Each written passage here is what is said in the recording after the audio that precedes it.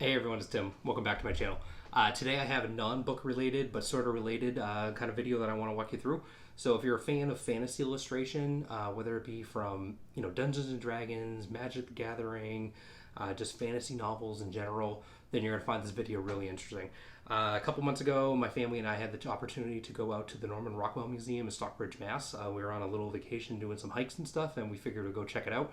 I've always been a fan of Norman Rockwell's work, anyways, but the fact that they had this special exhibit, Enchanted, a history of fantasy illustration, just sort of sealed the deal. So we went and checked it out, and they have basically just several hundred years worth of illustrations back from when it was just kind of pencil sketching and initial painting when the world started imagining more and bringing in dragons and everything like that, and all the way up until modern times where it's just used for commercial work and games and board games and card games and all those different things that you could ever want a fantasy element to be played into. They pick and chose some of the coolest examples that they could come up with, whether it's Tony DiCerlisi, the Hildebrandt brothers, Brahm. There's just some awesome examples there.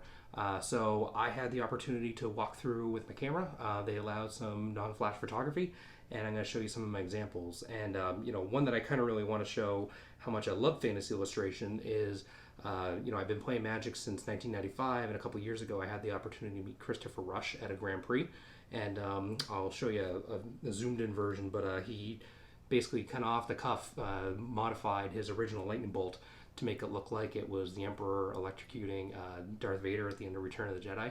And it always goes in any deck that I have read. That lightning bolt goes right in there, and it's always an awesome conversation starter at the table. People love to just see these altars, especially when they're done by the original artist, so that they can kind of keep the true element of what they originally did, but still add their own little flair in with your customization. So enough rambling. Let's go through, take a look at some of my favorites. I'll zoom in, give you a quick little commentary, and I think you'll enjoy. I really love what Christopher Rush did with this. The way he traced over his own imagery and then added in this fun little Darth Vader. He did a great job with it.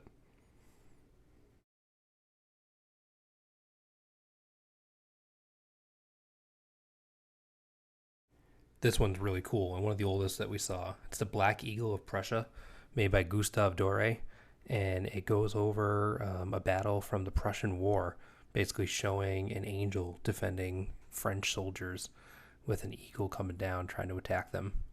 Very cool. Here's two of the Magic the Gathering artworks that were put out. One is Liliana in the Eternal Army, and the other is Judith, the Scourge Diva. I love these how they came out, and it was awesome that they had more Magic representation there.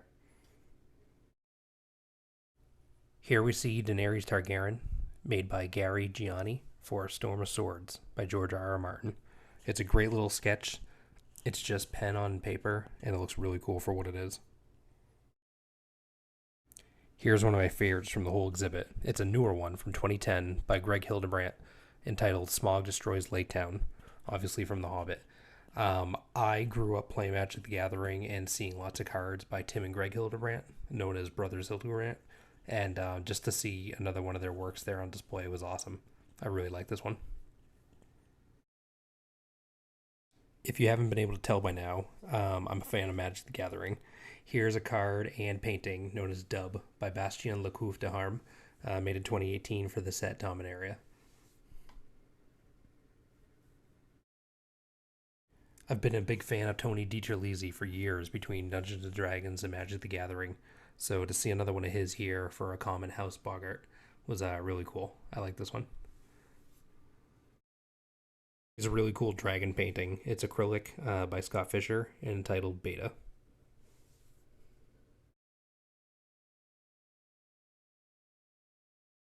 It's one of the coolest ones we saw. This is one of the original Dungeons and Dragons artwork, and just check out that dragon that just screams late 70s. I love it. This painting, The Way of Kings, made for Brandon Sanderson's book, was awesome to see in real life. The painting was huge. It took up a huge chunk of the wall, and I mean, it looks awesome on the book cover, and just to see it in real life was spectacular.